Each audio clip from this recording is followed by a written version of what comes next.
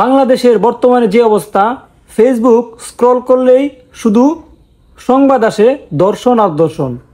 পাশাপাশি পত্রিকা খুললেই সংবাদ পড়া হয় চোর ডাকাতি।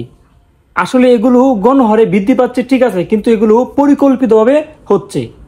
আর সর্বপ্রথম যে বিষয়টা আপনাদেরকে বলতে চাই, স্বাধীনতার পর থেকে বাংলাদেশে এগুলো কোনোভাবেই কমতেছে না, বরং এগুলো দিন দিন বৃদ্ধি পাচ্ছে। এগুলো কখনো বন্ধ হবে না। আপনারা যে কোনো সরকারকে বসান না কেন, এগুলো বন্ধ করতে পারবে না, কারণ বিরোধী একটা পক্ষ আছে সরকারকে ঘায়েল করার জন্য করবে। আর বর্তমান যে সরকার থাকবে তিনিও কঠোরভাবে আইন করে সেগুলো বন্ধ করতে পারবেন না। সেই জন্যই বাংলাদেশের প্রেক্ষাপটে যদি বাংলাদেশে এগুলো চিরতরে বন্ধ করতে চান, অবশ্যই বাংলাদেশে কোরআনের আইনের কোনো বিকল্প নাই।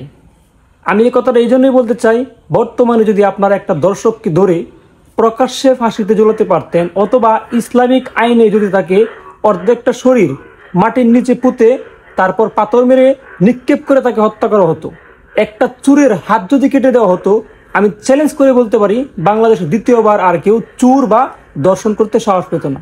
সেটাই হলো কোরআনের আইনের একটা ফল বা একটা সুবিধা ভোগ করা হয়, যেটাকে বলা হয়। যদি কোরআন বাংলাদেশে রাষ্ট্রীয়ভাবে প্রতিষ্ঠিত হয়ে যায়, তাহলে বাংলাদেশে এগুলো চিরতরে বন্ধ হবে। এবার আসুন, বাংলাদেশে যে সরকারি ক্ষমতা আসুক না কেন, এগুলো তারা মুখে বলে আসছে, কখনো সেগুলো বাস্তবায়ন করে নাই।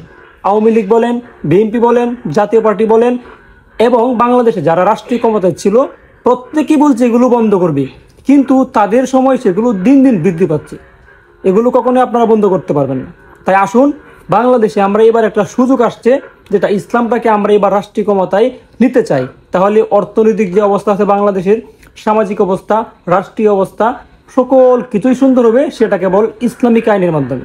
তো এরকম একটা সুযোগ আপনারা কখনো মিস করবেন না। আগামীর বাংলাদেশটাকে আপনারা সুন্দরভাবে সুখী সমৃদ্ধশালী বাংলাদেশ হিসেবে গড়ে তুলতে হলে অবশ্যই ইসলাম ছাড়া বিকল্প নাই। সোনার বাংলাদেশ গড়তে হলে সোনার মানুষের প্রয়োজন। সেই সোনার মানুষগুলো কোরআনওয়ালা মানুষ হতে হবে। তাই আসুন, আগামীর বাংলাদেশ হোক ইসলামের বাংলাদেশ।